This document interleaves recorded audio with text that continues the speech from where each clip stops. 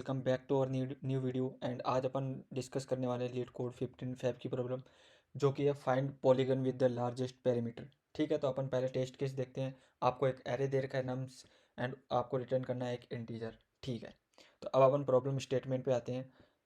You have been given an array of positive integer.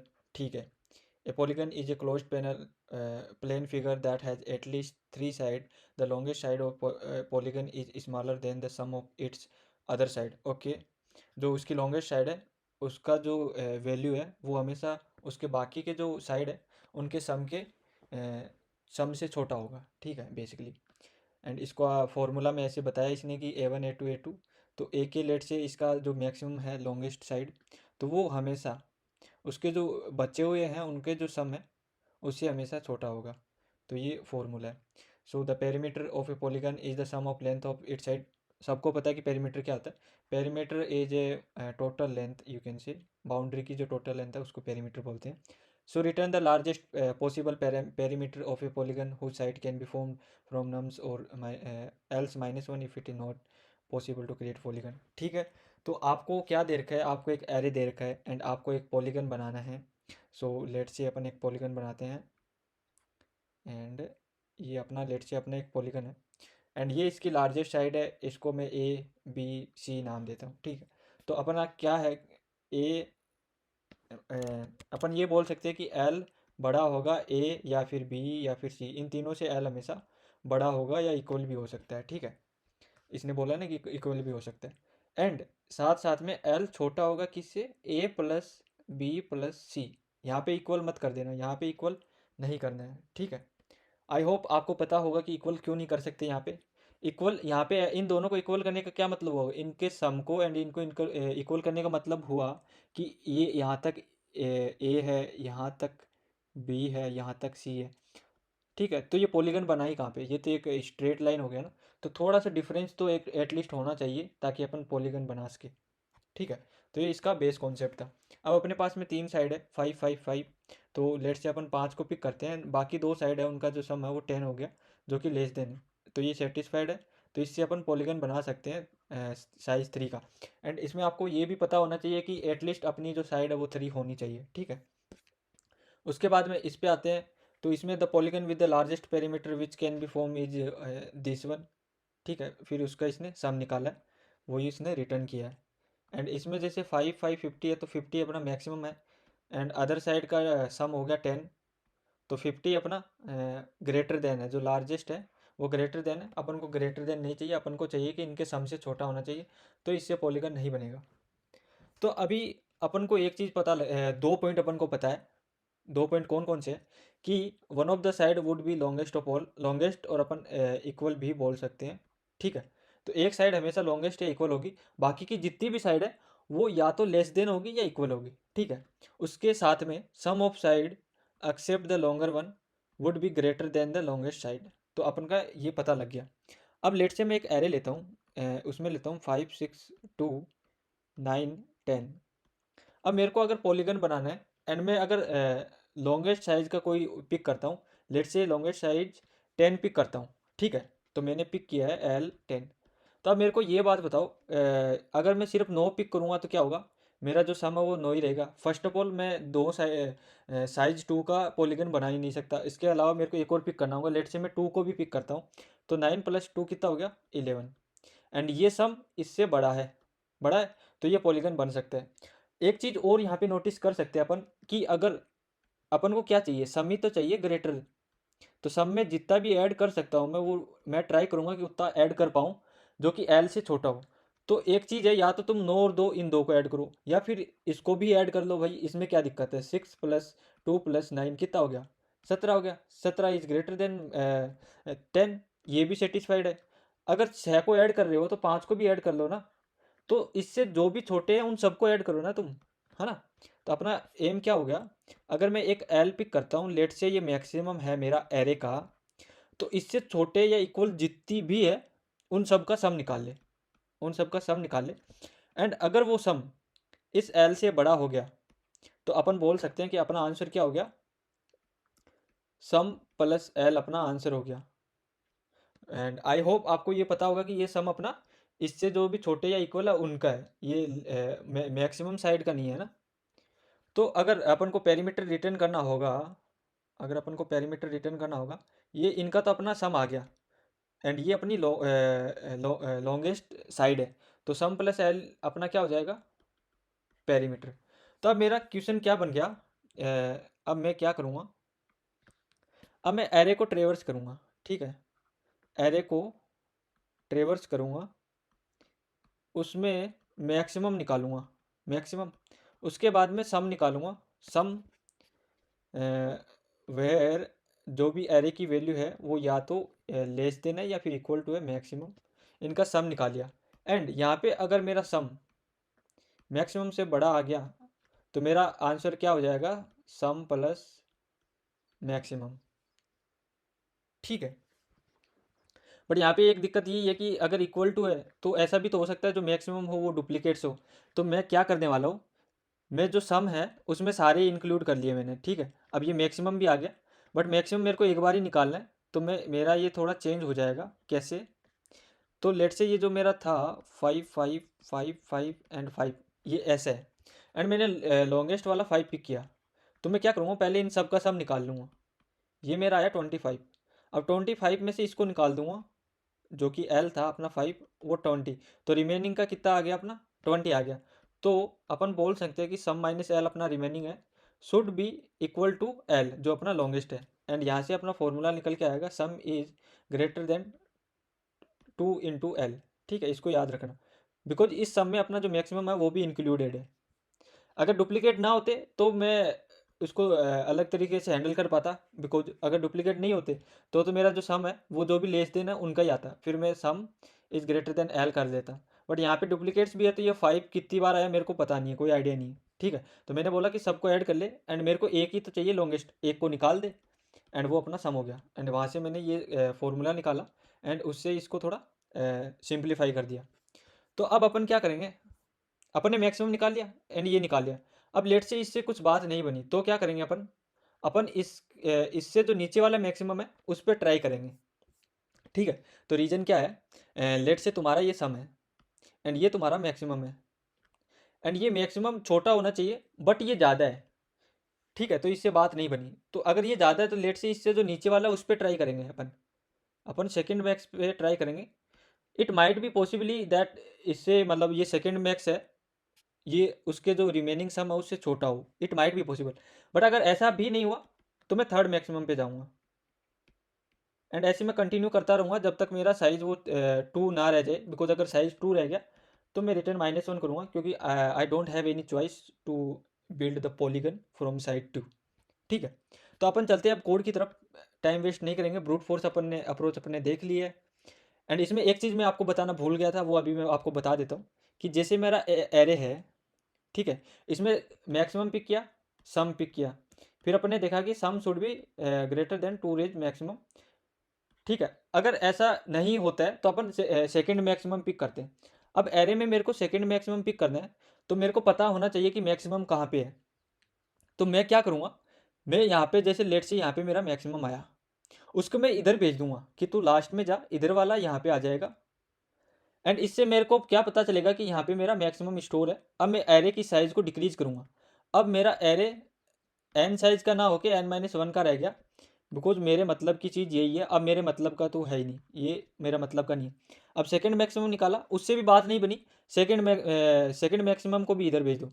ये काफ़ी मतलब फेमस अप्रोच है कि जो चीज़ें आप मतलब क्या बोलते हैं, अगर जो आपके लिए यूज़फुल नहीं है उनको साइड में कर दो, ठीक है।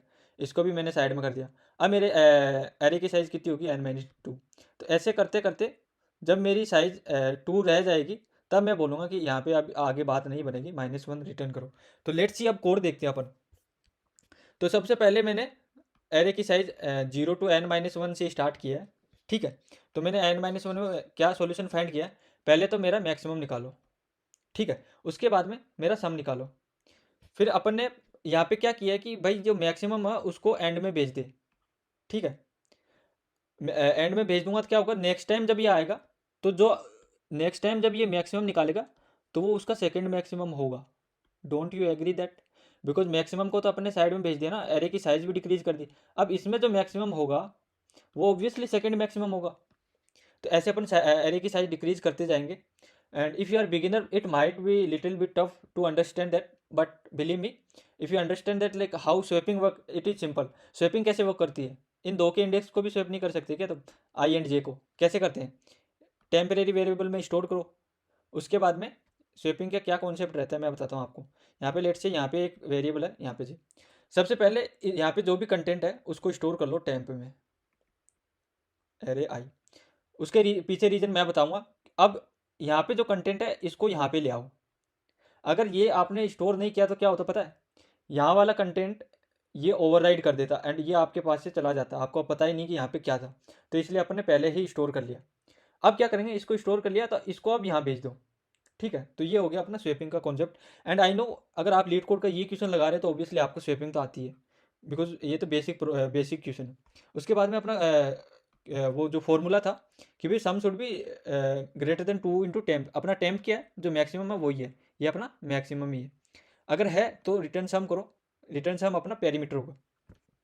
एंड रिटर्न -1 मतलब अपन को कुछ नहीं मिला है। अपन अब क्या ट्राई करेंगे, अपन सबसे पहले तो आई की वैल्यू डिक्रीज करेंगे, बिकॉज अपने स्वैप तो ऑलरेडी कर दिया।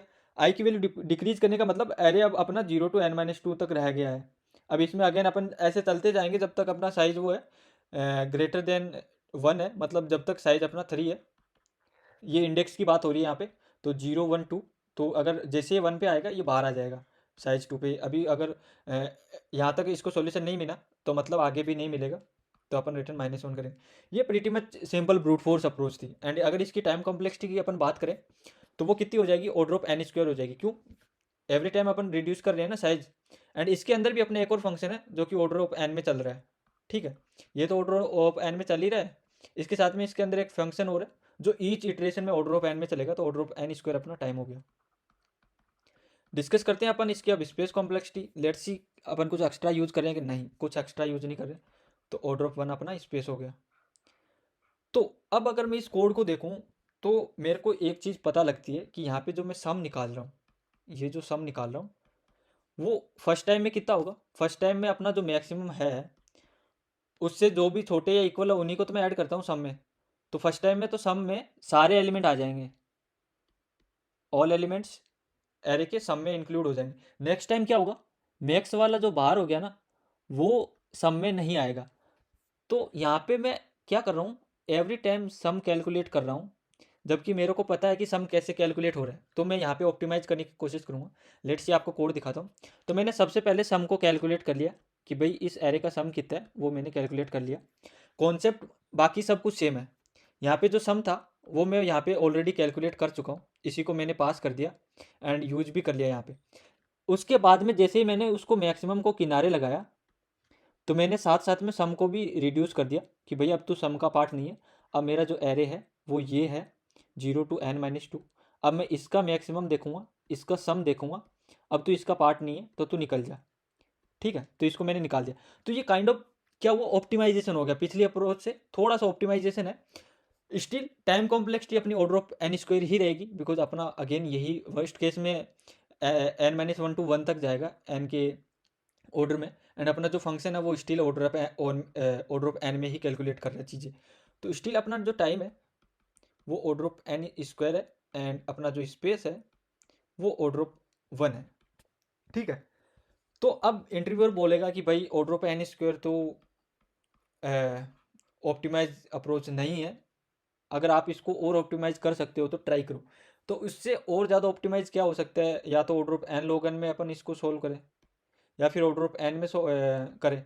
ऑर्डर ऑफ लॉग एन में तो ऑब्वियसली नहीं कर पाएंगे, बिकॉज ऐसा कुछ है नहीं कि अगर अपने पहले भी देखा था कि ऑर्डर ऑफ लॉग एन में करने का मतलब हुआ कि पहले तो अपन को एरे को सॉर्ट करना पड़ेगा। ठीक है, एरे को सॉर्ट करना पड़ेगा तो पहले obviously order of N log N में वैसे ही चला जाएगा। तो ये तो पॉसिबल नहीं है। इन दो में से एक चीज़ पॉसिबल है जो अपन कर सकते हैं। तो अपन एक चीज़ बता सकते हैं कि जैसे जो मैक्सिमम है, लेट से ये मेरा मैक्सिमम है। एंड सॉर्टिंग में क्या होता है, सॉर्टिंग में मैक्सिमम हमेशा एंड पे रहता है। तो यहाँ पे अपन को एक एडवांटेज मिल गया कि ये जो इधर वाले जो एलिमेंट है वो हमेशा या तो मैक्सिमम से छोटे होंगे या इक्वल होंगे। तो अगर मैं इसका सम निकाल लेता हूँ, अगर मैं इसका सम निकाल लेता हूँ ठीक है। एंड इसको मैं मैक्सिमम बोलता हूँ, तो इसका सम मेरे को पता है, तो मैं बोल सकता हूँ कि अगर सम इज़ ग्रेटर देन मैक्सिमम तो रिटर्न सम प्लस मैक्सिमम। तो सॉर्टिंग में मेरे को एडवांटेज यही है कि लेट से यहाँ पे अगर मेरा कोई एलिमेंट है मैक्सिमम वाला, तो इसका सम मैं ऑलरेडी निकाल सकता हूँ यहाँ से यहाँ तक जाके। एक और अप्रोच है, अगर आपने प्रीफिक्स सम का नाम सुना हो, तो प्रीफिक्स सम का मतलब यही होता है कि जैसे इस इंडेक्स से पहले का जो भी है वो आप कहीं पे स्टोर कर लो, या तो एरे में स्टोर कर लो। एरे में तभी स्टोर करो अगर आप आगे भी आपको कुछ यूज़ करना है तो एरे में स्टोर करो, वरना एक वेरिएबल सम यूज कर सकते हो अपन। ठीक है, तो अपन यहाँ पे एक वेरिएबल यूज करेंगे सम, जो कि ऐसे वन बाई वन चलते जाएंगे। ठीक है, अब अपन सॉर्टिंग अप्रोच पे चलते हैं। तो अपन ने सबसे पहले एरे को सॉर्ट किया, सम को 0 से इनिशियलाइज करेंगे, ये अपना प्रीफिक्स सम है। And I is more than 2 है तभी स्टार्ट होगा अपना। जैसे अपना जो एरे है लेट से ये सॉर्टेड है, तो ऑब्वियसली पहला पॉलीगन जो बनेगा वो इनसे ही बनेगा, मतलब इन दो से थोड़ी बनेगा। तो पहला पॉलीगन आई बराबर 2 से ही स्टार्ट होगा। ठीक है, आई बराबर 2 से। एंड अगर जो सम है, अगर जो सम है जो ये होगा 2 + 3 5, अगर जो सम है जो नम्स आई का क्या होगा अपना लार्जेस्ट हो गया, इस लार्जेस्ट जो कि अपना नम्स आई है, तो अपन आंसर को अपडेट कर देंगे। ये मैंने इधर से इसको ट्रेवर्स किया है, आप इधर से भी ट्रेवर्स कर सकते हो, बट वो ये इधर से अगर ट्रेवर्स करोगे तो पहले आपको सम निकालना पड़ेगा, एंड ईच टाइम आपको सम में से एक्सक्लूड करना पड़ेगा। ठीक है, ध्यान रखना, इधर से चलोगे तो इंक्लूड करना है, इधर से करोगे तो एक्सक्लूड करना है। क्यों करना है? क्योंकि जब यहाँ पे आओगे तो आपको 6 से थोड़ी काम है, 6 थोड़ी सम का पार्ट होगा, तो ऐसे ध्यान रखना तुम। तो ऐसे अपन आंसर को अपडेट करते जाएंगे। ठीक है, एंड सम भी अपना जो प्रीफिक्स है उसको अपडेट करते जाएंगे। At the end upon answer return करेंगे। अगर अपन को यहाँ पे कुछ नहीं मिलता है तो ऑब्वियसली अपना आंसर -1 इनिशियलाइज है, तो आंसर -1 रिटर्न हो जाएगा।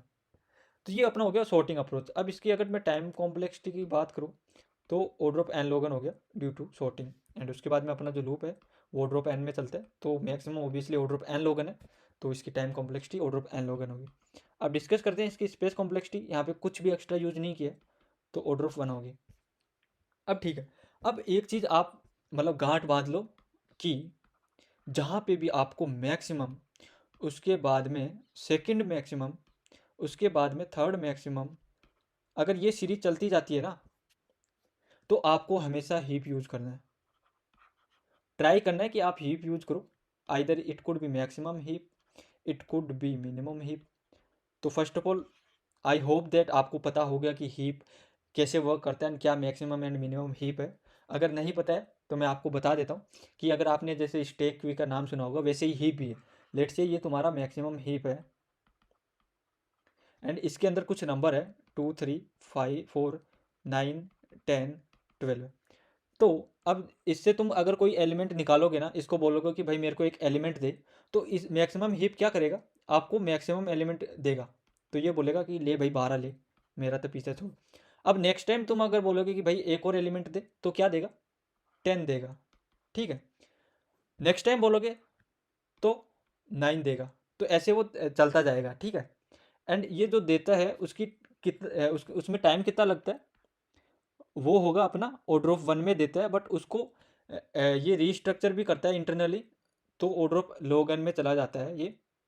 ठीक है, तो ऑर्डर ऑफ log n में अपना अपन इसको एक्सेस कर सकते हैं कि मैक्सिमम क्या क्या है। तो अपन यहाँ पे यूज कर सकते हैं क्या इसको। ठीक है, अपन कैसे यूज करेंगे, सबसे पहले सम निकाल लिया पूरे एरे का, उसके बाद में मैं मैक्सिमम पिक करूँगा, क्योंकि मैंने सारे हीप में डाल दिए। ठीक है, अब मैं बोलूँगा कि भाई मेरे को मैक्सिमम दे। ठीक है, तो इसने मैक्सिमम दिया, तो सम इज, अगर ये है तो मेरा आंसर सम हो गया। अगर ऐसा नहीं होता है तो सम में से मैं अपना जो ये मैक्सिमम जो मैंने निकाला वो माइनस करूँगा, एंड नेक्स्ट टाइम बोलूँगा कि भाई इससे काम नहीं बना, इसके अगला जो मैक्सिमम है वो दे मेरे को, वो अब 10 देगा मेरे को।